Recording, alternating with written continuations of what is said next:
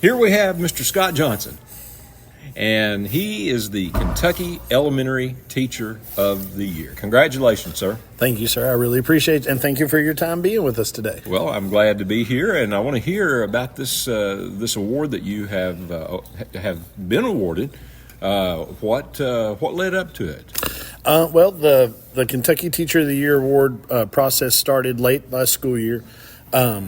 They solicited nominations from across the state. People from all 144 counties could nominate teachers at any level and whatnot. We have currently, according to the commissioner, we have around 42,000 teachers in Kentucky. They received 528 nominations. And out of the 528 nominations, then you were notified that you had been nominated for it. You were given a set of tasks. Would people be willing to write a letter of recommendation for you? Respond to some of these questions. What are your positions on these specific fields and things and accomplishments maybe that you had done as a teacher as well? And then out of those 528, they whittled that down to right around 24 to 30.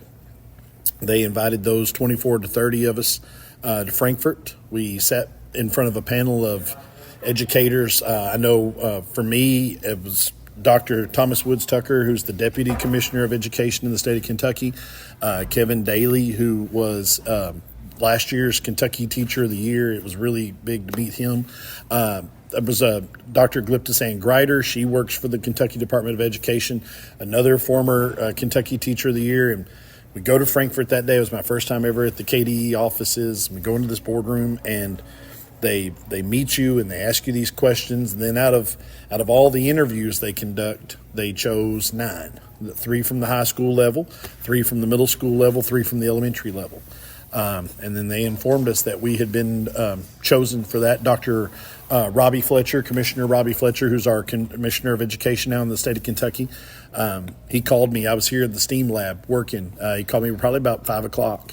And I answered the phone, and I just thought maybe somebody was calling. And obviously, I didn't have his number, and so I was like, hello, and he was like, Scott, this is Commissioner Dr. Robbie Fletcher, Kentucky Department. I was like, oh man, hey, what's going on?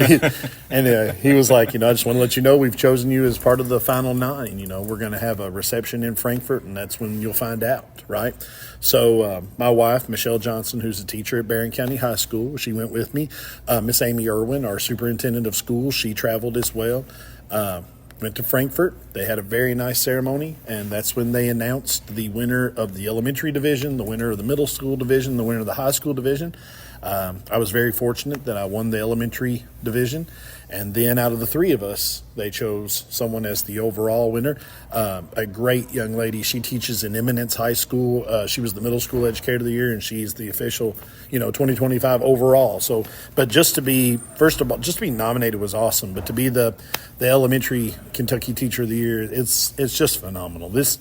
And it's wild when you think. When I look up and down the hallways of Red Cross, I see people left and right that are, in my mind, would be even more deserving than I am. So it was just an honor to be there to start with.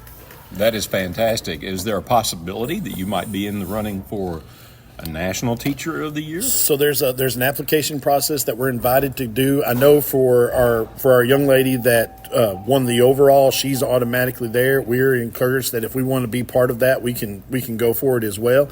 I'm just really kind of pumped that of everything how it's worked out for here. It's been a big honor. Growing up in Burkesville, a lot of my teachers that I had at Cumberland County have reached out and said, congratulations. I spent 15 years working in Metcalfe County.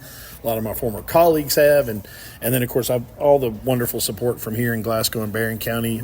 So for me, I already feel like I won, and but yeah, no, there's an ongoing national competition after that. So. Well, that is great. Congratulations. Thank you. Now, STEAM classes are a lot of fun for students. Yeah. It seems like I have been in the building when you have been teaching, and they're just so excited and into the lesson. Yeah. Tell us a little bit about what you do. Yeah, so STEAM stands for Science, Technology, Engineering, Art, and Mathematics. We take a look at all the different types of scientific and mathematical principles in our world, and we look at how they actually apply to our lives on a daily basis. A lot of times not just for parents, but for students. A lot of times they compartmentalize their learning. Social studies only happens in this room from this time to this time each day. Reading only happens in this room from each time. And it's like, well, time out. Do you only read books when you're here? Oh, no, I've got this. And I was like, well, you're reading. Yeah, but it's not class. It's different. Same thing. So like for STEAM, a lot of times what I do is I take things like rocketry, or I take where we're doing 3D printing, or we look at how bridges are created and support structures, and why is the triangle the strongest shape in construction. We look at these different elements, and we show how they are relevant throughout our entire world. Why do the leaves fall off the tree in the fall? Why do we have spring, and how does that work? For our 3D printing filament, we use PLA, which is pyloric acid, and it is made from corn sugar byproducts. So, right here in Barron County, field and dent corn is the primary ingredient for that bioplastic that we print here in the lab. So we use that as a means of showing how this is all relevant throughout the world. Newton's laws of motion. Why is it important to wear your seatbelt? And the idea that, has the person that's driving the car ever hit the brakes suddenly and everybody went forward? Okay, why does that happen? So for STEAM, we take projects, but it's not just projects for doing projects or from the sake of just doing a thing, but instead showing how that applies to their entire world, so that they know education doesn't happen in this classroom from this time to this time. Education is everywhere in their lives. Exactly.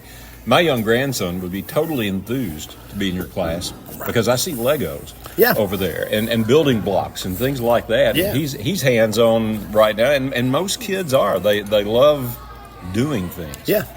So that's great. You take with the Legos, we look at form and function and structure. So like in the younger grades, when we start talking about a bridge, I may lay out 2 plates. And can you create a bridge that takes you from one plate to the next?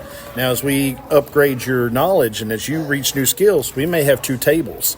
Can you connect a table to another table via this same Lego bridge? But can you span a gap? Can you provide support that actually holds that up? We talk about the bridge that goes across Barron River, of course, and the idea that they didn't just take concrete and try to make it all balance and stick together. We built supports in the water. We brought that up. Mm-hmm. So then you'll have that aha moment for kids where they've been trying just to stick them together real hard, but everything keeps falling because the weight's getting too great. And then someone will finally go, can we build a column? And we're like, well, do you need it? Well, yeah, it's getting heavy here and it wants to fall. Okay, try it out. Well, then the great part is a team goes to innovate, and they do that, and they build that support column, and then they start having success. Well, another team that's been struggling with the same problem looks over and sees that, and they're like, we can do that too. And so it's all of a sudden just the organic spreading of knowledge, right? And it's that deal, and even a group that first they'll be like, is this okay? It was like, is it? Would it work in real life? Well, yeah, we see it all. Okay, let's try that. And then as we keep going, we get into our 100 popsicle stick bridge challenge. Hey. A group of students is given 100 popsicle sticks, a bottle of glue, and they have to engineer a bridge that's at least 18 inches or longer. And then we stress test that bridge to see how much weight it can actually hold before it collapses and breaks. Our school record right now is a 5th grade team. They built a popsicle stick bridge that held 100 pounds before it finally collapsed. So that's a pound per stick I think it was right around 19 inches total. And so that's a lot of weight to support. But once again, that's all about them applying their engineering principles and just taking risk. So they're not just students; they are young engineers. That's our philosophy to them. Is just make sure That's the best part too. Is you take. With so much building that's happening in Barron County with all the different industries, when a kid comes to school and we're doing something like, hey, my dad said da-da-da-da-da, and he does this at his work. I was like, that's awesome. What else? Did you ask him about something? No, I'll ask him tonight. And so the great thing about that is it's not just a cool thing where a kid is telling you about the conversations they had with their parents, but they're taking the learning that we're doing here in the lab, and they're going home and they're talking to their parents about it. And then their parents are being awesome because they're like, well, we have one of those machines at my workplace. And then they're like, well, I'm going to go to school and tell my son. And the great thing about that is they're just repeating. They're talking. And the more they talk about it, the more they remember it, and the more long-lasting that education applies. And once again, now it's not in my classroom. It's not just the STEAM lab. it's in their world. That is fantastic. Mr. Johnson, thank you for visiting with us. Thank you. I appreciate you so much. Congratulations again on your award. Thanks, man. Have a great day.